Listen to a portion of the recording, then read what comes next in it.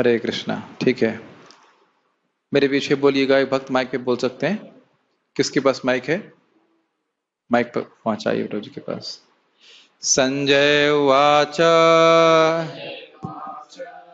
एवं उक्त्वा ततो राजन् एवमुक्त्वा ततो राजन् महायोगेश्वरो हरिः महायोगेश्वरो हरि दर्शयामास पार्थाय दर्शयामास पार्थाय परमं रूपमैश्वरम्। परमं रूपमैश्वरम्। संजय वाचा मतलब संजय ने कहा, एवं उक्त्वा इस प्रकार कहकर, ततो उसके बाद, राजन मतलब हे धृतराष्ट्र, धृतराष्ट्र को संबोधित करते हुए कह रहे हैं, महायोगेश्वरो हरिहि, महायोगेश्वर हरि ने दर्शयामास दिखाया, पार्थाय परमम रूपम ऐश्वरम, पार्थ को परम रूप जो ऐश्वर्यमय रूप था उसको दिखाया। ये बता रहे हैं।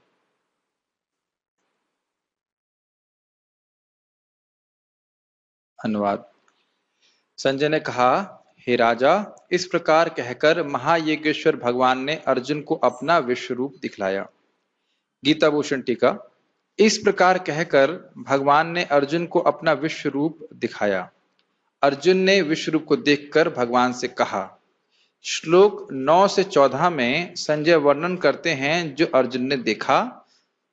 हे धृतराष्ट्र, योगेश्वर भगवान कृष्ण ने अर्जुन को दिव्य चक्षु देने के बाद अपना महान ऐश्वर्य रूप, पूर्ण रूप दिखाया। प्रभुपाद जी ने इसमें कोई टीका नहीं करी है और ये बहुत छोटी सी टीका है, इसलिए कोई विशेष इसमें टीका नहीं बताई जा रही। अगला श्लोक देखते हैं। अनेक वक्त्र नयनम अनेक वक्त्र नयनम अनेकाद्भुत दर्शनम अनेकाद्भुत दर्शनम अनेक दिव्याभरणम अनेक दिव्याभरणम दिव्यानेकोद्यतायुधम दिव्यानेकोद्यतायुधम दिव्यमाल्याम्बरधरम दिव्यमाल्याम्बरधरम दिव्यगन्धानुलेपनम दिव्यगन्धानुलेपनम सर्वाश्चर्यमयं देवं सर्वाश्चर्यमयं देवम् अनंतं विश्वतोमुखम् अनंतं विश्वतोमुखम्। अनेक वक्त्र, वक्त्र मतलब हो गया है उस रूप के बहुत सारे मुख थे। अनेक नयनम मतलब बहुत सारी आंखें थी। भाई मुख भी बहुत होंगे तो स्वाभाविक है आंखें भी होंगी। अनेक अद्भुत दर्शन, वे बहुत अद्भुत दर्शन प्रस्तुत कर रहे थे, अद्भुत रूप से दर्शनीय थे। अनेक दिव्य आभरण, आभरण का अर्थ होता है कि प्रपात क्या बता रहे हैं यहाँ पे, आभरण और आभूषण है। दिव्यानेको द्यतायुधम, उनके बहुत सारे आयुध धारण किए हुए थे। उद्यत का मतलब उठाए हुए थे, तो बहुत सारे आयुधों को उन्हें हाथ में उठाया हुआ था। दिव्य माल्यम्बरधरम, बहुत सारी दिव्य उनके शरीर पे मालाएं थी। और अंबर मतलब वस्त्र थे। अंबर मतलब होता है पीतांबर, तो अंबर माने अंबर धरम मतलब दिव्य वस्त्रों को धारण किए हुए थे। दिव्य गंधानुलेपनम अर्थात दिव्य गंधों का उनके ऊपर लेपन था। गंध मतलब होता है चंदन इत्यादि लगा हुआ था। सर्वाश्चर्यमयम देवम अनंतम विश्वतोमुखम, उनके अनंत मुख थे और बहुत आश्चर्यमय देवता के रूप में प्रस्तुत थे। अर्जुन ने इस विश्व रूप में असंख्य मुख, असंख्य नेत्र तथा असंख्य आश्चर्यमय दृश्य देखे। यह रूप अनेक दैवी आभूषणों से अलंकृत था और अनेक दैवी हथियार उठाए हुए था। यह दैवी मालाएं तथा वस्त्र धारण किए थे और उन पर अनेक दिव्य सुगंधियां लगी थीं। सब कुछ आश्चर्यमय, तेजमय, असीम तथा सर्वत्र व्याप्त था। गीता भूषण टीका। उस रूप के सहस्रों मुख और आंखें थीं, क्योंकि बाद में सहस्त्रभुज रूप का वर्णन आता है। यथा सहस्त्रबाहो भव विश्वमूर्ते, ये अर्जुन कहेंगे 16वें में। इसलिए यहाँ अनेक शब्द यह इंगित करता है कि बाहु और नेत्र इतने अधिक थे कि उनको गिनना संभव नहीं था। तो यहाँ पर अनेक शब्द का केवल एक से अधिक अर्थ नहीं लेना चाहिए। समझ में आ रही बात? अन एक, जो एक नहीं हो, तो मतलब 2-3 नहीं गिनना चाहिए। इसका अर्थ है असंख्य मुख थे, ये बात बोल रहे हैं। अनेक शब्द का अर्थ लेना चाहिए। यह श्रुति वाक्य से भी पुष्ट होता है। विश्वतश्चक्षुर उत विश्वतो मुखा, उनके नेत्र हर जगह हैं, उनके मुख हर जगह हैं। कुछ खास इसमें व्याख्या नहीं करनी, हम केवल पढ़ रहे हैं, इसमें तो समझ में। हाँ, बस ये बात ध्यान रखना चाहिए, इसका अर्थ ये है कि भगवान सर्वव्यापी हैं, हर जगह जो कुछ भी हो रहा है भगवान को सब कुछ पता है और उनके कंट्रोल में है। कई बार लोग सोचते हैं अरे ऐसा कैसे हो गया है, यह कैसे हो रहा है, लेकिन सभी चीजों पे भगवान का पूरी तरह से नियंत्रण है। काल के रूप में लोगों का क्षय करने के लिए उसको नियमित कर रहे हैं, उसका उस प्रकार उस स्थिति को नियमन कर रहे हैं, कंट्रोल कर रहे हैं। जो भक्त इस प्रकार से देख पाएंगे तो इस जगत की वस्तुओं को देख करके कोई आश्चर्य नहीं होगा। अरे वो मर गए, होता ना, सुनते ना, अरे अरे वो साहब उनके कभी शरीर छूट गया, अच्छा। तो अच्छा मतलब आश्चर्य की कोई खास क्या कहें अवकाश नहीं रहता है जब समझ में आता है कि भगवान नियंत्रण कर रहे हैं सभी वस्तुओं को। उस रूप में अर्जुन ने अनेक अद्भुत वस्तुओं का दर्शन किया। ये 10वें श्लोक की टीका थी, 11वें की टीका इस प्रकार से है। यह रूप दिव्य सुगंध और लेप से युक्त था, वह दीप्तिमान था, अपार था और हर दिशा में उसका मुख था। तो ये सब टीकाएं बहुत आसान है समझने में, कोई खास इसमें मेहनत नहीं है। तात्पर्य इन दोनों श्लोकों में अनेक शब्द बारंबार प्रयोग हुआ है जो यह सूचित करता है कि अर्जुन जिस रूप को देख रहा था उसके हाथों, मुखों और पांवों की कोई सीमा नहीं थी। बस स्पष्ट है, ये रूप सारे ब्रह्मांड में फैले हुए थे, किंतु भगवत कृपा से अर्जुन उन्हें एक स्थान पर बैठे बैठे देख रहे थे। इसका उदाहरण क्या दिया गया था कल, किसी को याद है? कैमरे वाला एग्जाम्पल दिया गया था। जब कैमरे में एक ही जगह बैठे बैठे पूरे गौशाला का अलग अलग स्थानों का दर्शन एक ही स्थान पे कर सकते हैं, ऐसे ही अर्जुन, ऐसे ही मतलब ऐसे नहीं, तो उपमा दी जा रही है, भगवान तो अद्भुत है, पूरे ब्रह्मांड का दर्शन वो करा सकते हैं। ठीक है, यह सब कृष्ण की अचिंत शक्ति के कारण था। आगे पढ़ते हैं, कुछ खास ऐसे समझाना नहीं है। मेरे पीछे बोलिए माइक पे, माइक कहाँ चला जाता है? हाँ ठीक। दिवि सूर्य सहस्रस्य दिवि सूर्य सहस्रस्य भवेद युगपद उत्थिता भवेद्युगपद उद्दितः यदि भासदृशी सा यदि भासदृशी सा भासस्तस्य महात्मना भास्यस्तस्य महात्मनः। दिवि सूर्य सहस्रस्य, दिवि मतलब आकाश, यदि आकाश में, क्योंकि अब धृतराष्ट्र तो उस रूप को देख नहीं रहे हैं, तो उनको समझाने के लिए संजय बोल रहे हैं। अब ये ध्यान देना होगा कि संजय को यह रूप दिख रहा है, इसलिए उसकी उपमा दे रहे हैं, उपमा देकर समझा रहे हैं कि कितना प्रकाशमान वह रूप था। तो कह रहे हैं दिवि सूर्य सहस्रस्य भवेद युगपत उत्थिता, युगपत मतलब एक साथ। तो ऐसा समझो धृतराष्ट्र कि अगर आकाश में 1000 सूर्य एक साथ उदित हो जाएं और उनसे यदि भा सदृशिस्यात्, अगर भा मतलब उनकी जो प्रकाश है, जितना उनसे प्रकाश होगा, भासस्तस्य महात्मना, तो ये समझना चाहिए कि उतना प्रकाश उस विश्व रूप से निकल रहा था। अब यह भी एक अद्भुत बात है कि एक सूर्य के प्रकाश की तो हम कल्पना कर सकते हैं, लेकिन 2 सूर्य का भी कितना प्रकाश होगा उसकी कल्पना नहीं कर सकते। आप सोचिए, थोड़ा सा पास में आ जाता है सूर्य तो कितनी गर्मी हो जाती है, उबल जाते हैं। और अगर 1000 सूर्य एक साथ प्रकाशित हो तो अब सोचिए कि अर्जुन क्यों इस प्रकार से भयभीत हो गए थे।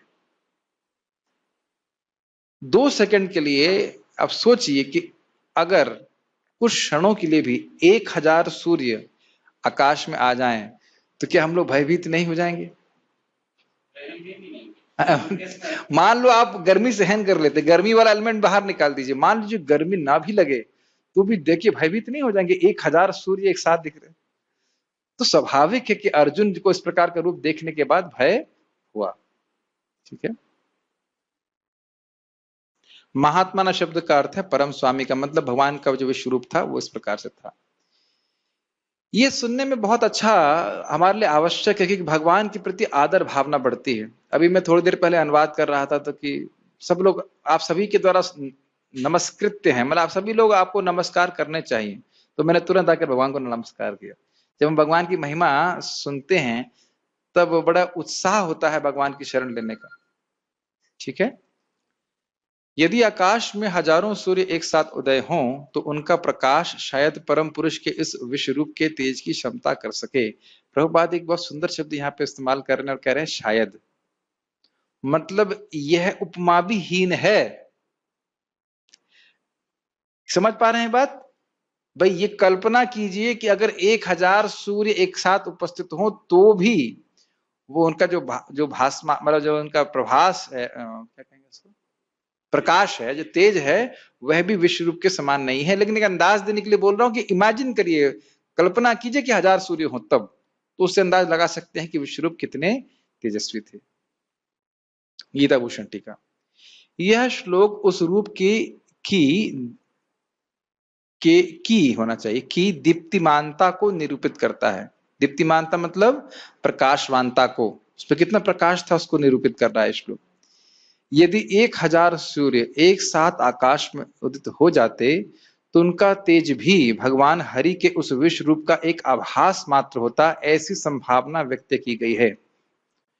ये लाइन समझ में आ रही है आपको? आभास समझते हैं, जैसे सूर्य उदित नहीं होता है सुबह और हल्की सी रोशनी आती सुबह, हम लोग गायत्री करते समय नोटिस करते हैं सूर्य हल्का हल्का उदित होने लगा, मतलब गायत्री करने का समय हो गया, तो सूर्य उदित हुआ नहीं है, एक आभास मात्र है, पहली रोशनी हल्की रोशनी आई है। तो कह रहे हैं कि अगर आप सोचो कि 1000 सूर्य एक साथ उदित हो तो उनका प्रकाश भी विश्व रूप के प्रकाश का आभास मात्र है।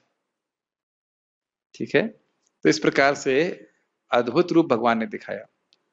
यहां एक उत्प्रेक्षा का उपयोग किया गया है। उत्प्रेक्षा मतलब उदाहरण का कह सकते हैं या उपमा की गई है, जिसमें हजारों सूर्यों की कांति की उपमा अद्भुत विश्व रूप से दी गई है। क्योंकि उपमा हीन है इसलिए समझना होगा कि किसी भी वस्तु का सदृश्य विश्व रूप के तेज से नहीं हो सकता है।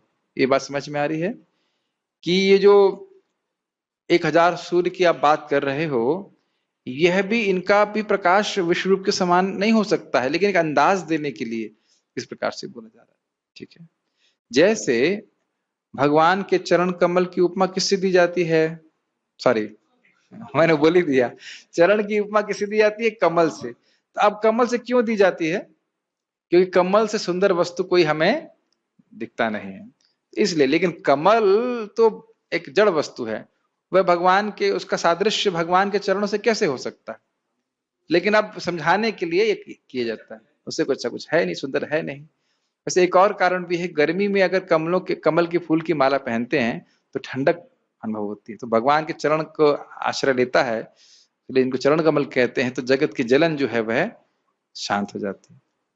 इस प्रकार से। ठीक है, आगे पढ़ते हैं।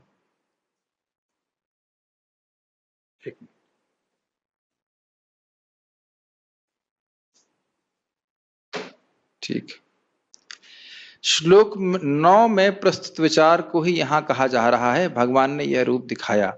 श्लोक 9 में क्या था?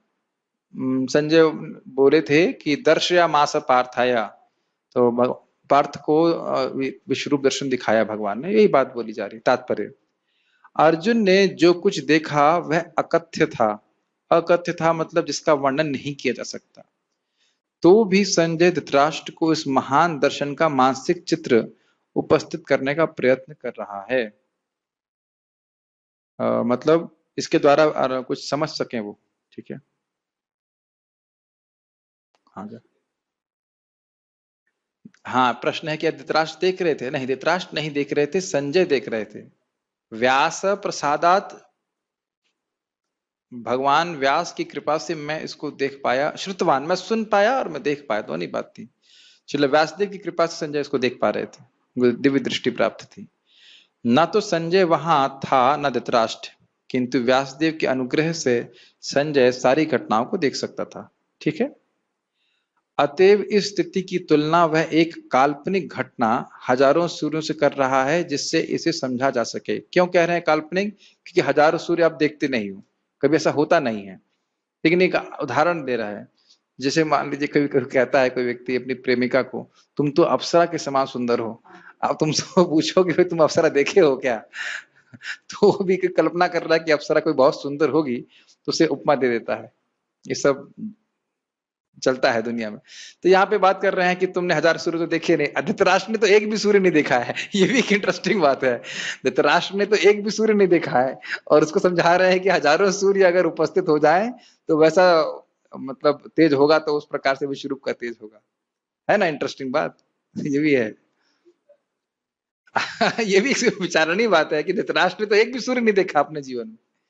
सूर्य में कितना तेज है जानते ही नहीं है, तो हजारों सूर्य के कैसे समझेगा? लेकिन जो भी है हमारे समझने के लिए बोल रहे हैं। वैसे देखिए ये एक अच्छी बात है, मैंने भी कभी इस तरह से सोचा नहीं था। संजय केवल धृतराष्ट्र को समझाने के लिए नहीं बोल रहे हैं, क्योंकि संजय भी उस प्रकार से उस दृश्य को देख रहे हैं तो वह भी आश्चर्यचकित है। ध्यान देना होगा कि विश्व रूप को संजय भी देख पा रहे हैं, तो स्वाभाविक रूप से वो वर्णन कर रहे हैं। वह ये नहीं सोच रहे कि धृतराष्ट्र तो अंधे हैं, वह तो एक सूर्य का भी प्रकाश नहीं जानते, है कि नहीं? आगे पढ़िएगा, मेरे पीछे बोलिए। हाँ माइक पे पूछिए अगर कुछ पूछना चाहते हैं। भगवत गीता सबने सुनी थी केवल अर्जुन ने सुनी? हाँ ये प्रश्न आएगा कि भगवत गीता सबने सुनी थी कि नहीं सुनी थी। देखिए अभी कुछ समय के बाद टीका में आने लग जाएगा कि देवतागण इत्यादि सब लोग इकट्ठे हुए थे और उन सब ने विश्वरूप को देखा था। तो विश्वरूप को देखकर भगवान के जो भक्त हैं वह प्रसन्न हो रहे थे और जो असुर गण है वो भाग रहे थे। तो जो लोग भी वहां इकट्ठे हुए थे, जैसे कि आप देखिए, मैं उदाहरण दे रहा हूं, महाभारत में आता है जब भीष्म देव से कोई युद्ध कर रहा था, मुझे भी याद नहीं आ रहा है, लेकिन क्योंकि भीष्म देव जो है वो वसु हैं, वसुओं में से एक हैं, तो जहां तक मुझे समझ आ रहा है अर्जुन ही युद्ध कर रहे थे। तो उनमें से एक वसु देख रहे कि जब भीष्म हार रहे हैं तो उनको है मतलब सपोर्ट नहीं, उनको कुछ शाप देने वाले ऐसा था, फिर किसी ने उनको रोक दिया। मैं धूमिल सी याद है, घटना मैंने महाभारत में पढ़ी थी। तो वहां पे अभी आएगा वसु, देवतागण, सिद्धगण सब आए थे और युद्ध का देखने के लिए, और उन्हें विश्व रूप का दर्शन सबको प्राप्त हुआ था। अब ये अभी तक मुझे स्पष्ट नहीं समझ में आ रहा है कि क्या भगवत गीता सबको सुनाई पड़ी थी। ऐसा आप नहीं कह सकते हो कि संभव नहीं है। जो भगवान स्पीकर की टेक्नोलॉजी डेवलप करा सकते हैं, एफएम की टेक्नोलॉजी डेवलप करा सकते हैं, वो बोले और सबको सुनाई ना पड़े, तो यह तो कोई गलत बात है। ऐसा नहीं सोचना चाहिए। भगवान की शक्ति सब कुछ हो सकता है। भाई सूत गोस्वामी जब बोल रहे हैं तो 88,000 लोग वहां बैठे हैं। कहो कि भाई कौन सा माइक लगाया था, जेबीएल लगाया था कि बोस लगाया था कि यामाहा लगाया था ना, एक साथ ही बोलकर सब लोग सुन सकते हैं। सभी लोग सुन रहे थे ना। अब कह रहे हैं चिल्ला के बोले होंगे ना, भाई परीक्षित महाराज तो सुना रहे थे। आप देखिए ना, यहाँ पे भी मैंने ऐसा सुना है कि हिटलर जो है, इसे बोलना नहीं चाहिए, नाम भी याद नहीं करना चाहिए, लेकिन एक उदाहरण के लिए बोल रहा हूँ कि हिटलर जब बोला करता था तो लोगों को स्टेडियम में बुला लेता था, लेकिन स्पीकर नहीं लगाते थे। वो सब लोग ईयरफोन लगाते थे, एफएम लगाते थे, एफएम पे सुनते थे। और बड़ी अच्छी टेक्नोलॉजी है, क्योंकि स्पीकर में सबको आवाज नहीं सुनाई पड़ती। एफएम सही लगा दीजिए तो सर्वव्यापी हो गया साउंड, सब लोग सुन लेते। आपने देखा होगा एफएम में बड़ी अच्छी आवाज आती। तो जब हिटलर कर सकता है तो सुत गोस्वामी जी के पास ये टेक्नोलॉजी नहीं है। सब कुछ सूक्ष्म विज्ञान है, ठीक है। अभी तक मैंने कमेंट्री में कभी पढ़ा नहीं कि सबने सुना कि सबने नहीं सुना, तो इसलिए अगर अब पढ़ूंगा कहीं तो बता सकता हूँ।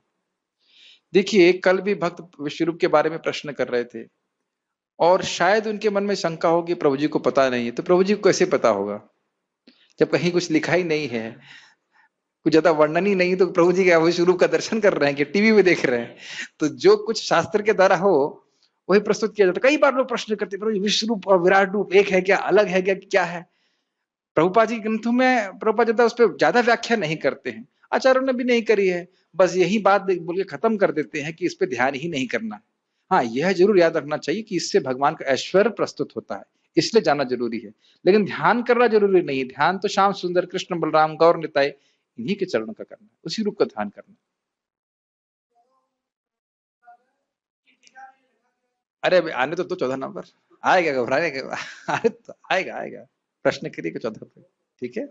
रखिए अपना प्रश्न, कोई दिक्कत नहीं। हाँ 13 में पढ़ते हैं। तत्रैकस्थं जगत्कृत्स्नं तत्रैकस्थं जगत्कृत्स्नं प्रविभक्तम् अनेकधा प्रविभक्तमनेकधा अपश्यद्देवदेवस्य अपश्य देवदेवस्य शरीरे पाण्डवस्तदा शरीरे पाण्डवस्तदा तत्र एकस्थम जगत कृष्णम। कृतस्न, कृतस्न का मतलब होता है पूर्ण रूप से, पूरे जगत को एक ही स्थान में देखा। प्रविभक्तम अनेकधा, प्रविभक्तम मतलब अलग अलग, और अनेकधा मतलब अनेक रूपों में। अपश्यत देव देवस्य, उन्होंने, अपश्यत मतलब होता है देखा, भूतकाल है, देव देखा, देखा। देव देवस्य, देव देवस्य का प्रभुपाद को क्या बोल रहे हैं, देवताओं के भी देव भगवान। हाँ, आपने सुना होगा ना देवादि देव, इसका अर्थ क्या होता है, जिस प्रकार से हम लोग इस जगत के लोग देवताओं के पास जाते हैं जब हमारे कुछ कठिनाई होती है, उसी प्रकार से देवता लोग भगवान के पास जाते हैं जब उनकी कठिनाई होती है। अभी किसी भक्त ने कैसे कैसे भक्त प्रश्न करते हैं, कहा प्रभु जी ये जो समुद्र मंथन है ये कौन से क्षीर सागर में हुआ था, भगवान विष्णु वाले क्षीर सागर में हुआ था, किसी और क्षीर सागर में हुआ था? तो क्या उत्तर है? ऐसे प्रश्न करते लोग। उनसे पूछो तुम्हें क्या कर रहा है, तुम केस कर दोगे क्या? तो मैंने उनको उत्तर देने के लिए बोल दिया कि हाँ भगवान विष्णु वाले क्षीर सागर में होता है। मैंने रिसर्च, कभी कभी उत्तर भी हम ऐसे दे देते, रिसर्च नहीं करते। अब मुझे याद नहीं कि उसके अलावा भी कोई क्षीर सागर है कि नहीं, ध्यान नहीं दिया इतना। फिर उससे प्रश्न आ गया, अरे तो वह क्षीर सागर कैसे पहुंच सकते हैं, वह तो भगवान का धाम है। तो फिर मैंने उनको प्रमाण दिया, भाई देखो दशम अध्याय के प्रथम अध्याय, दशम स्कंद के प्रथम अध्याय में 8वें श्लोक में आता है कि जब माता पृथ्वी जो है दुखी हो गई थी, तो पृथ्वी जो है गाय का रूप लेकर ब्रह्मा जी के पास जाती है, फिर ब्रह्मा जी देवताओं को लेकर क्षीर सागर पे जाते हैं। तो ठीक है भगवान विष्णु के धाम में नहीं जा सकते हैं, लेकिन तट पे जा सकते हैं। ऐसे ऐसे प्रश्न करते हैं लोग। इतने, हमने कहा इससे तुम्हारी भक्ति का क्या संबंध है कि भाई क्षीर सागर में जा सकते हैं कि नहीं जा सकते, लेकिन ऐसी जिज्ञासा होती। अब कहो कि जो मान लो पूछे गोलोक में जो एप्पल है उसका साइज क्या है, इसको क्या बताएंगे, बताइए, जाके वहां पहुंचिएगा तो समझ जाइएगा। नहीं, ऐसा कोई प्रश्न किया नहीं आज तक, लेकिन ऐसा भी कोई कर सकता है, ठीक है ना। तो देवदेव का अर्थ में खाली ये बोल रहा था कि जब से देवता लोग कठिनाई में होते हैं तो भगवान के पास आते हैं, तो इसलिए देव देवस्य मतलब भगवान के शरीर में, शरीरे मतलब शरीर में, पांडव सदा, उन पांडव, अर्जुन ने वह सारे रूप देखे, पूरे जगत को देखा। उस समय अर्जुन भगवान के विश्व रूप में एक ही स्थान पर स्थित हजारों भागों में विभक्त ब्रह्मांड के अनंत अंशों को देख सका। यह भी बड़ा मुश्किल नहीं समझना। फिर कैमरे वाला उदाहरण देख लीजिए। हमारे इसमें कम से कम कितने, 8 या 10 कैमरे हैं, 12 कैमरे हैं, चलो 16 कैमरे हैं। तो 16 कैमरे जो हैं वह गौशाला के विभिन्न स्थानों को दिखा रहे हैं, दिखा रहे कि नहीं दिखा रहे, लेकिन दिखा रहे हैं एक साथ एक टीवी में।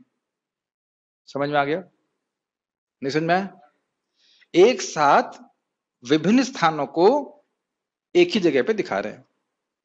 अब समझ में आ रहा है? तो इसी प्रकार से ब्रह्मांड के जितने भी ग्रह हैं, लोक लोकांतर, उन सबको भगवान ने एक ही स्थान में, अलग अलग हैं रूप, लेकिन सबको एक ही स्थान में अपने विश्व रूप में दिखा दिया। क्लियर? ये बात बता। गीता भूषण टीका। फिर क्या हुआ, मतलब उसके बाद क्या हुआ? वहां उस युद्ध क्षेत्र में भगवान कृष्ण के शरीर में जिसके सहस्र मुख थे, उस पवित्र रूप में अर्जुन ने अपने सारे अवयवों के साथ संपूर्ण ब्रह्मांड को एक ही स्थान में देखा। अवयव समझते हैं? अवयव का अर्थ होता है घटक। जैसे मैंने अभी उदाहरण दिया कि हमारी गौशाला को अगर वर्णन किया जाए तो क्या कहा जाएगा? एक घास काटने का स्थान है, एक गोकुल शेड है, एक सुरभि शेड है। तो इस प्रकार से विभिन्न शेड और स्थान जो हैं वह इस गौशाला के अवयव हैं। अवयव समझते हैं? जैसे शरीर का वर्णन किया जाए तो हाथ, पांव, सिर, पेट इत्यादि, ये सब क्या है? शरीर के अवयव हैं, घटक हैं। घटक फॉर्मूला होता है, ठीक।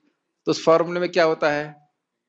आप लोग क्या क्या डालते हो उसमें? एग्जाम्पल, गोमूत्र में दंत मंजन में, तो जो भी डालते हो, ये इतना है, ये इतना कंपोजिशन है, तो उसके अवयव है कि नहीं, इंग्रेडिएंट्स है कि नहीं? हाँ, तो वही बात बोली जा रही है। ऐसा श्लोक क्रमांक 7 में पहले ही वर्णन किया जा चुका है, मतलब एक साथ देखा था हमने। वह ब्रह्मांड पृथ्वी, सोना और मणि आदि से युक्त था। या फिर इसका अर्थ हो सकता है कि ब्रह्मांड छोटे, मध्यम और बड़े रूप में दिखाई पड़ा। अब पहली बात तो बड़ा स्पष्ट हो रही है कि विभिन्न ग्रहों में अलग अलग वातावरण है और उनको वह देख रहे थे, ये तो स्पष्ट समझ में आ रहा है। अब ये ब्रह्मांड को छोटे, मध्यम और बड़े रूप में देखा, यह मैं पूरी तरह समझ नहीं पाया हूं, लेकिन इसका एक अर्थ समझ में आ रहा है, जूम। जूम मतलब जूम ऐप नहीं, आप देखा है ना, जैसे गूगल मैप में जाते हैं तो आप पृथ्वी को पहले ऊपर से देखते हैं, फिर थोड़ा और नीचे जाएंगे, जूम करेंगे तो और डिटेल दिखते हैं, और फिर और जूम करेंगे तो फिर और डिटेल दिखते हैं। यही अर्थ समझ पा रहा हूं, पूरा तो समझ नहीं पाया इस बात। तात्पर्य नहीं, ध्यान देना चाहिए, यहाँ पे वह ब्रह्मांड, एक ही ब्रह्मांड को देख रहे, सारे ब्रह्मांड को नहीं देख रहे। ठीक है, तात्पर्य तत्व, वहां शब्द अत्यंत महत्वपूर्ण है। इससे सूचित होता है कि जब अर्जुन ने विश्व रूप देखा, उस समय अर्जुन तथा कृष्ण दोनों ही रथ पर बैठे थे।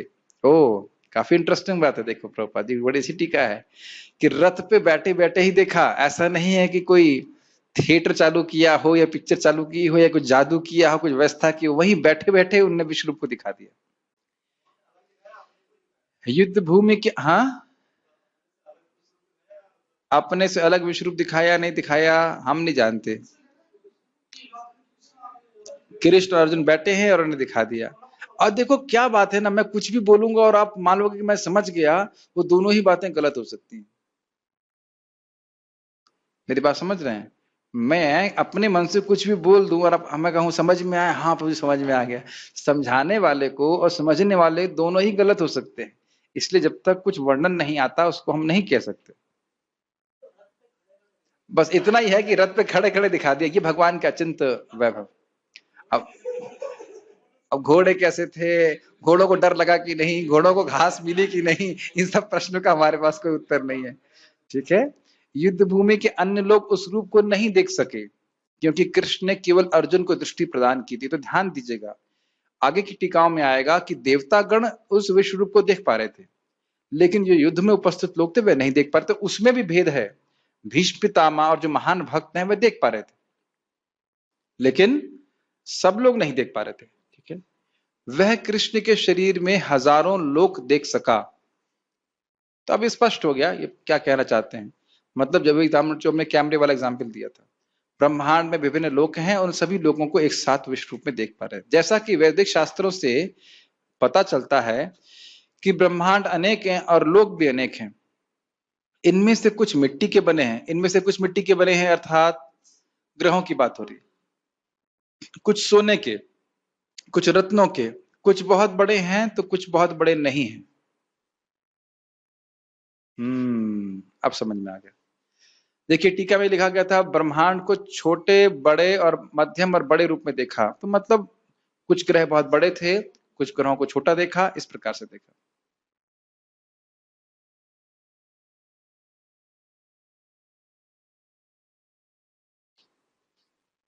अपने रथ पर बैठकर अर्जुन इन सबों को देख सकता था, किंतु कोई ये नहीं जान पाया कि अर्जुन तथा कृष्ण के बीच क्या चल रहा था। आपके प्रश्न का उत्तर हो गया? क्या उत्तर है? प्रभुपाद क्या बोले कि आपका प्रश्न का उत्तर हुआ? माइक दीजिए इनको। प्रभुपाद ने अभी क्या बोला जिसके द्वारा आपके प्रश्न का उत्तर हो गया? जो भगवान के भक्त हैं उनको दर्शन हुआ। आपकी बात सुनाई नहीं पड़ी। मैंने बोला था। अभी प्रभुपाद क्या बोल रहे हैं? यह सब विश्व रूप जो है भगवान कृष्ण अर्जुन को दिखा रहे हैं, लेकिन जो युद्ध भूमि में उपस्थित हैं उनको नहीं पता चल रहा क्या हो रहा है। अब कोई प्रश्न करेगा, अरे मुझे भी प्रश्न किसी ने किया कि भाई जब ये विश्व रूप दिखा रहे थे तो युद्ध क्यों नहीं हुआ? लोग खड़े क्यों हो गए? तो समझना चाहिए कि अर्जुन बहुत बड़े योद्धा थे, तो वह अगर बीगुल बजने के बाद भी अगर भगवान कृष्ण से कुछ बात कर रहे हैं तो किसी की ऐसी हिम्मत नहीं कि तुरंत बस युद्ध चालू कर दें। धर्म युद्ध तो है ही, साथ साथ अर्जुन अभी ठिठक गए हैं तो लोग देख रहे हैं कि क्या बात है, दोनों के मध्य में है। सोचिए आप कि दोनों युद्ध के पक्ष हैं, उनके बीच में अर्जुन अपने रथ को लेके गए हैं। कोई डर नहीं है कि मैं अपनी सेना से दूर जा रहा हूं और मुझे पकड़ लेंगे तो क्या होगा, कोई डर नहीं, कोई भयभीत नहीं है बिल्कुल भी। और इसलिए जब वो रुक कर युद्ध नहीं कर रहे हैं इस समय, तो किसी की ऐसी हिम्मत नहीं कि वो युद्ध चालू कर दे अपनी तरफ से। इस प्रकार के देखिए हम लोगों के पास, हम लोग को ऐसे लोग दिखते नहीं है आजकल के युद्ध में। कहाँ रहता है आजकल, तो ड्रोन से युद्ध कर रहे हैं। हम लोग बैठे गीता क्लास कर रहे होंगे, ऊपर से कोई बम गिरा देगा ऐसा हो रहा है। ये कोई क्षत्रिय तरह का तो युद्ध तो ना है। ज्यादा हम उस पर कमेंट नहीं करना चाहते, लेकिन बात यही है, इस तरह से युद्ध नहीं कर रहे हैं। अर्जुन महान योद्धा थे, सोचिए ना कैसे वो लोग युद्ध करते थे। कल्पना कीजिए आप, कल्पना मतलब जब महाभारत में मुझे वो अंश बड़ा अच्छा लगता है, जब युद्ध होता है तो कितने ऐसा चलाते हैं वो बाण कि मतलब कोई गैप ही नहीं होता बीच में। एक ही समय में 10-10 हजार लोगों से युद्ध कर रहे हो, 10,000 हम उनको मार रहे हैं। निवाट कवच, 60,000 निवाट कवचों को अकेले अर्जुन ने मार दिया। क्या स्पीड से वो चलाते होंगे धनुष, हरी बाण, अद्भुत है। तो समझ में आ गया कि अर्जुन और कृष्ण के अलावा कोई नहीं समझ सुन रहा था। लेकिन अभी आगे हम पढ़ने वाले हैं कि जो उच्चतर लोगों के लोग थे उनको ये दर्शन प्राप्त हुआ था विश्वरूप का।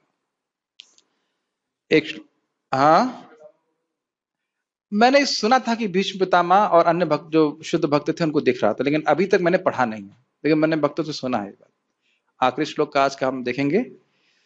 ततः स विस्मयाविष्टो ततः स विस्मयाविष्टो हृष्टरोमा धनञ्जयः हृष्टरोमा धनञ्जयः प्रणम्य शिरसा देवम् प्रणम्य शिरसा देवम् कृताञ्जलिरभाषत। कृताञ्जलिरभाषत। अब यहाँ पे संजय का वचन समाप्त हो रहे हैं, कह रहे ततः फिर सविस्मयाविष्टो, मतलब अर्जुन अब विस्मय में आविष्ट हो गए। विस्मय मतलब मुस्कुराहट चली गई, अद्भुत आश्चर्यचकित हो गए हैं। और आविष्ट मतलब विस्मय से पूरित हो गए हैं, विस्मय उनको ग्रहण कर लिया है, बहुत ग्रहण, हाँ पकड़ लिया है, विस्मित हो गए। विस्मित, स्मित मतलब मुस्कान, और विस्मित मतलब मुस्कान से रहित हो गए, विस्मय, ठीक। तो मुस्कुरा रहा और एकदम से सारी मुस्कान चले हुए, घबरा गए हैं। हृष्ट रोमा धनंजय, हृष्ट रोमा का अर्थ है पुलकित हो गया है उनका शरीर। ये जो रोम होते हैं ना शरीर में, वह खड़े हो गए हैं। प्रणम्य शिरसा देवम, सिर से प्रणाम कर रहे हैं। सिर से प्रणाम का अर्थ क्या है? दंडवत प्रणाम कर रहे हैं। कभी कभी लोग बोलते भी हैं दंडवत प्रणाम प्रभु जी, हमने खड़े होकर के, तो ठीक, दंडवत प्रणाम, ठीक। कृतांजलि अभाषतः, कृत अंजलि, अपने अंजलि अपने हाथों को जोड़ करके, अभाषतः अर्जुन इस प्रकार से बोले। तो ये बहुत महत्वपूर्ण है। जब हम भगवान के ऐश्वर्य को देखते हैं तो स्वाभाविक रूप से उनके प्रति शरणागति का भाव आता है। इसलिए भगवान की महानता को सुनना हमारे लिए बहुत जरूरी है। तब मोहग्रस्त एवं आश्चर्यचकित रोमांचित हुए अर्जुन ने प्रणाम करने के लिए मस्तक झुकाया और वह हाथ जोड़कर भगवान से प्रार्थना करने लगा। गीता भूषण टीका। आप लोग बड़े खुश हो होंगे, बड़ी आसान आसान टीका है, घबराइए मत। ये तो अभी तक आसान है, आगे की टीकाएं बहुत कठिन आने वाली हैं, तो इसलिए आज खुश हो लीजिए, आगे छोड़ेंगे नहीं, ठीक है। कृष्ण तत्वविद अर्जुन तब अद्भुत रस का आस्वादन करते हैं, यह देखकर कि सहस्त्र शीर्ष रूप जिसको वह समझ रहे थे वह कृष्ण के भीतर ही अवस्थित था।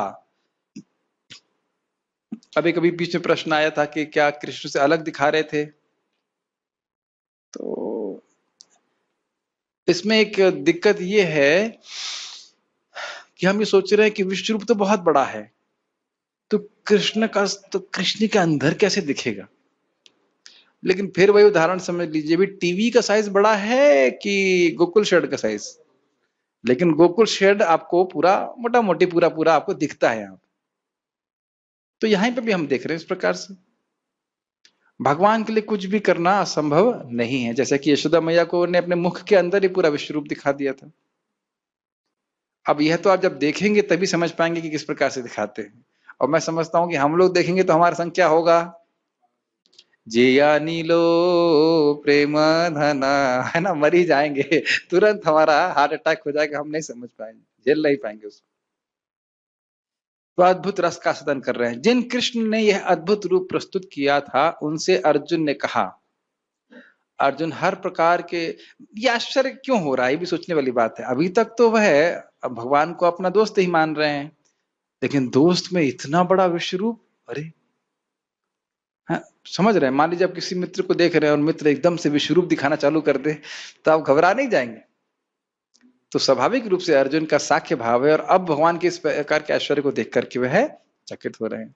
अर्जुन हर प्रकार के धन को जीतने वाले थे और धीर थे, इसीलिए अर्जुन का एक नाम क्या था?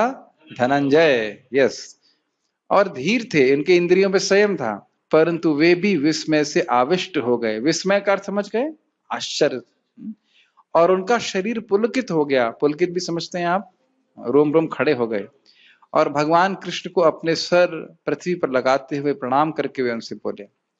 यहाँ यह वर्णन है कि उन्होंने भय से अपनी आंखें बंद नहीं करी, अपितु अद्भुत रस को प्रकट किया। ये समझ में आई?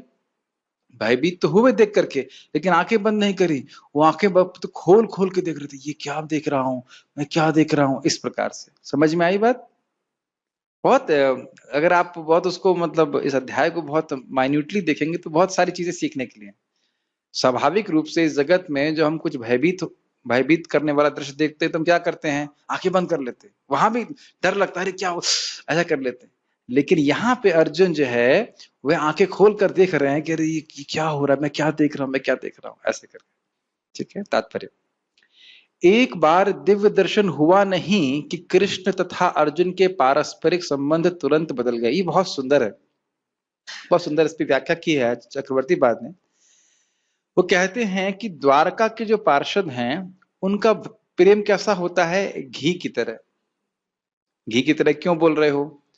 जब घी जमा रहता है, एक घी का बर्तन सोचिए, और उस घी के बर्तन के नीचे पेंदे में सोने का सिक्का है। तो जब घी जमा रहता है तो आपको वो सिक्का नहीं दिखेगा, लेकिन जब घी पिघल जाता है तो सोने का सिक्का दिखता है। उसी प्रकार से द्वारका के जो पार्षद हैं वह भगवान के प्रति इसी प्रकार का भाव रखते हैं कि मेरे पिता हैं, मेरे बेटे हैं, या मेरे मतलब मित्र हैं, जैसे यहाँ पे अर्जुन का भाव है। लेकिन जब भगवान ऐश्वर्य प्रस्तुत करते हैं तो फिर ये जो प्रेम है वो कुछ समय के लिए शिथिल हो जाता है। हाँ, ये तो भगवान, ही तो भगवान। लेकिन जो गोलोक के भक्तों का प्रेम है उनका माधुर्य इतना अधिक है कि भगवान कितना भी ऐश्वर्य प्रस्तुत करें, उनका प्रेम कभी, उनका जो मधुर भाव है वह कभी भी दबता नहीं। उस है दोनों ही प्रेमी भक्त। समझ रहे हैं बात? तो यहाँ पे हम देख रहे हैं कि अर्जुन का भगवान से सख्य है और बड़ा बड़ा ही आत्मीय संग है, क्योंकि साथ में खाते थे, उनसे मजाक भी करते थे, हे यादव, हे सखेती इत्यादि, हे सखा, तुम तो बहुत सच बोलते हो, ऐसा करके भगवान अर्जुन कृष्ण को बोलते थे। तुम तो, हाँ भाई, तुम तो बहुत सत्यवादी हो, हमेशा सच ही बोलते हो। तो बहुत विनोद करते थे इस प्रकार से। तो इस प्रकार का सख्य भाव होते हुए भी जब भगवान ने ऐश्वर्य प्रस्तुत किया तो फिर अब उनका भाव जो है ना, नहीं आप तो भगवान हैं, इस प्रकार से। अभी तक अब आप देख लीजिए, याद है ना जब यशोदा मैया को भगवान ने विश्व रूप दिखाया तो क्या बोली? लगता है मेरा लड़का को भूत पकड़ लिया है, ऐसा करके। वो कभी नहीं मानते हैं कि ये भगवान है, इस प्रकार से। अभी तक कृष्ण तथा अर्जुन में मैत्री संबंध था, किंतु दर्शन होते ही अर्जुन अत्यंत आदर पूर्वक प्रणाम कर रहा है और हाथ जोड़कर कृष्ण से प्रार्थना कर रहा है। एक बात ध्यान रखना होगा, ये बड़ी गंभीर बात है कि भले ही भगवान भगवान हैं, फिर भी वो एक व्यक्ति हैं। मेरी बात समझ में आ रही है आपको? वो हैं भगवान, लेकिन वो आपसे प्रेममय संबंध ही चाहते हैं। आपका संबंध विश्व रूप से नहीं है, हम सबका संबंध विश्व रूप से नहीं है, और न ही वे भगवान चाहते हैं कि हम लोग विश्व रूप से संबंध बनाएं।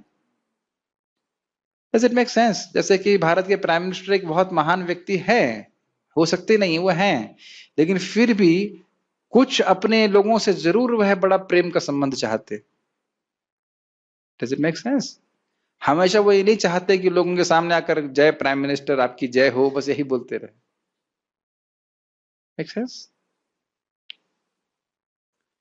ये बात चैतन्य चरितामृत में लिखा गया है कि हर पूरा विश्व उनकी ऐश्वर्य भाव में भक्ति कर रहा है, जो लोग कर रहे हैं, लेकिन वह भगवान को उतना सुख नहीं देती। जो प्रेम से भक्त भगवान की भक्ति करता है, तो माता मोरे पुत्र भाव करे ना पालन, ऐसे करके है, मतलब उनको डांटती है तो कृष्ण जो है बड़े उनको सुख मिलता है, लेकिन उसको हम लोग इमिटेट नहीं कर सकते। फिर भी ये याद जरूर रखना चाहिए कि कृष्ण एक व्यक्ति है और बहुत ही संवेदनशील व्यक्ति हैं, अपने भक्त के द्वारा की गई सेवा को हमेशा याद रखते हैं। वह उनके विश्व रूप की प्रशंसा कर रहा है। इस प्रकार अर्जुन का संबंध मित्रता का न रहकर आश्चर्य का बन जाता है। ये थोड़ा समझना चाहिए। अर्जुन का स्थायी संबंध क्या है? मित्रता का। लेकिन एक विशेष परिस्थिति में वह आश्चर्य रस का आस्वादन कर रहे हैं। ऐसा नहीं है कि वो आश्चर्य रस का ही आस्वादन करते रहेंगे।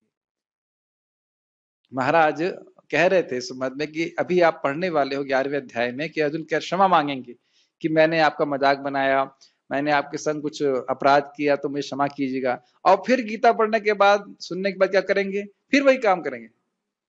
ऐसा नहीं है कि वह अब मतलब क्या कहेंगे, भगवान कृष्ण पार्थ सारथी नहीं रहेंगे, ऐसा नहीं है।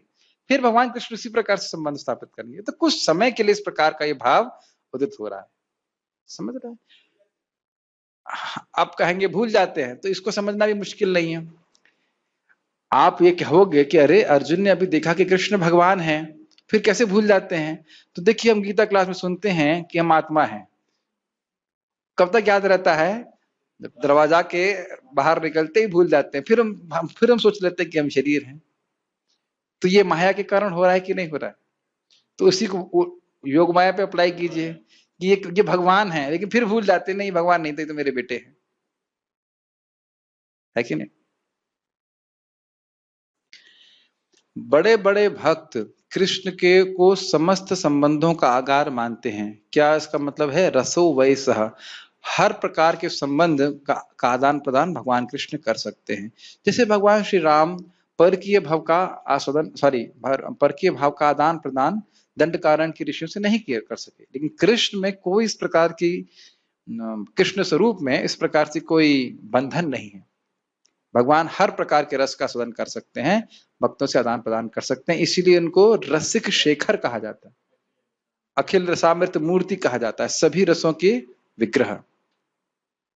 शास्त्रों में 12 प्रकार के संबंधों का उल्लेख है और वे सब कृष्ण में निहित हैं। क्या क्या 12 संबंध हैं? ये कठिन होगा। 5 तो याद आ रहा है, शांत, दास्य, वात्सल्य, साख्य, वात्सल्य और माधुर्य। अब उसके अलावा रौद्र, ये हो गए।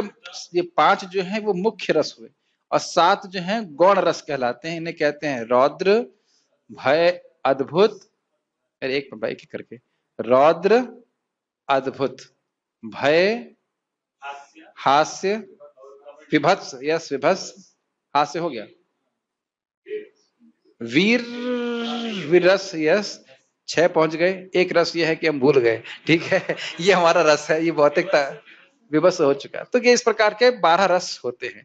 5 रस मुख्य हैं और इनमें इन 7 रसों का मिश्रण होता रहता है। मान लीजिए अर्जुन भगवान कृष्ण के भक्त हैं साख्य रस में, लेकिन एक विशेष लीला में वह अभी आश्चर्य रस का अनुभव कर रहे हैं।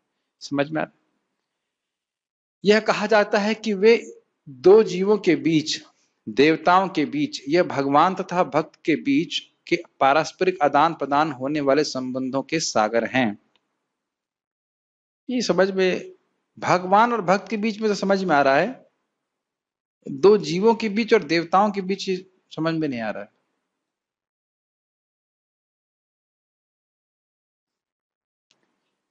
नहीं समझ में आ रहा, नहीं समझ में आ रहा। यहां पर अर्जुन आश्चर्य संबंध से प्रेरित है, उसका अर्थ क्या हो सकता है? नहीं, यहां पर अर्जुन आश्चर्य संबंध से प्रेरित है। और इंग्लिश में देखिए इसमें क्या लिखा है, इंग्लिश में माइक में बोलिए अगर पढ़ा है तो। Yes, It is said that he is the ocean of all relationships exchanged between 2 living entities, between the gods or between the Supreme Lord and his devotees. वही बात है, लेकिन नहीं समझ में आ रहा है। यहां पर अर्जुन आश्चर्य संबंध से प्रेरित हैं। आश्चर्य संबंध से प्रेरित है, समझ में आ रहा है, आश्चर्य रस से। और उसी में वह अत्यंत गंभीर तथा शांत होते हुए भी अत्यंत आह्लादित हो उठा। मतलब वह धीर थे, वह क्षत्रिय हैं, किसी भी मार काट को देखने में उनको कोई घबराहट नहीं होती थी, फिर भी आश्चर्यचकित है और आह्लादित हैं कि भगवान के इस विश्व रूप को देख के बड़ा स्पष्ट है। उसके रोम खड़े हो गए और वह हाथ जोड़कर भगवान की प्रार्थना करने लगा। निसंदेह वह भयभीत नहीं था, वह भगवान के आश्चर्यों से अभिभूत था। अभिभूत मतलब समझते हैं, देखिए हर महान चीज को देखकर हम भयभीत ही हों ऐसा नहीं होता है। अभिभूत शब्द बड़ा अद्भुत है। अभिभूत इंग्लिश में कहेंगे ओवरवेल्म्ड, नहीं ओवरवेल्म्ड। अरे क्या ऐसा कर, क्या क्या दृष्ट है। इस प्रकार से जरूरी नहीं है, आवश्यक नहीं कि हम भयभीत हों, अभिभूत हो जाता है बिल्कुल, जैसे कोई मंत्र मुग्ध हो जाए। मंत्र मुग्ध शब्द सुना होगा, मुग्ध हो जाए, क्या हुआ है, इस प्रकार से। इस समय तो उसके समक्ष आश्चर्य था और उसकी प्रेम पूर्ण मित्रता आश्चर्य से अभिभूत थी। मतलब जो उनका स्थायी भाव था प्रेम सख्य भाव का, वह इस अद्भुत रस के द्वारा आच्छादित हो गया कुछ समय के लिए, ऐसा कह सकते हैं। अतः उसकी प्रतिक्रिया इस प्रकार हुई। अब अर्जुन क्या बोलेंगे वह हम आगे सुनेंगे। कोई प्रश्न समुद्र प्रभु कर रहे थे, कृपया उनको। अच्छा ठीक है, ठीक है, माइक पे पूछिएगा। भक्ति योग का ये चैप्टर चल रहा है ना शायद मध्य वाला, तो इसमें विश्व रूप से भक्ति से क्या रिलेशन है? भक्ति योग का चैप्टर चल रहा है 6 से 12। अच्छा, ये कहने का अर्थ है कि 7वें और 12वें अध्याय के बीच में भक्ति का वर्णन हुआ। तो देखिए अच्छा प्रश्न है। तो 11वें अध्याय में जो विश्वरूप का दर्शन हुआ, उसका भक्ति से क्या संबंध है? बहुत बड़ा संबंध है। 10वें अध्याय की शुरुआत में बताया गया कि 10वां अध्याय बोला क्यों गया, और बताया गया कि भगवान की विभूतियों को सुन करके भक्ति के उद्दीपक हैं और उनका पोषण करती हैं। भगवान इतने महान हैं, ये सुनकर के व्यक्ति भगवान का आश्रय लेने के लिए प्रेरित होता है। तो उस विभूति को साक्षात प्रस्तुत होता हुआ देख रहे हैं विश्व रूप में। हम सारे देवता उन्हीं में हैं, रुद्र हैं, आदित्य हैं, मरुदगण हैं। तो हम और किसी देवता का आश्रय न लेके भगवान का ही आश्रय लेंगे।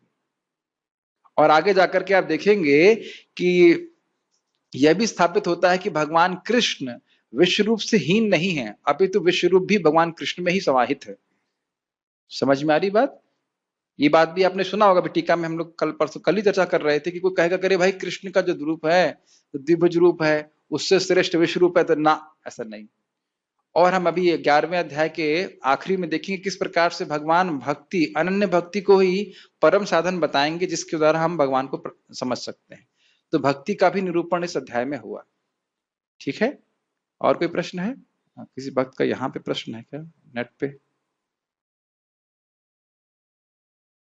ओके, किसी भक्त ने प्रश्न किया है, विश्व रूप और विराट रूप में क्या अंतर है? छोड़ नहीं रहा है कोई। अब प्रथम स्कंद के तृतीय अध्याय की चर्चा कर रहे थे, तो प्रभुपाद जी स्पष्ट बोलते हैं कि विश्व रूप और विराट रूप में कोई अंतर नहीं है।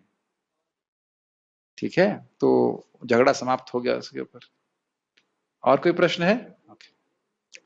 ठीक है, तो यहाँ पे रुकते हैं। श्रीमद् भगवद गीता की जय, श्रील प्रभुपाद की जय।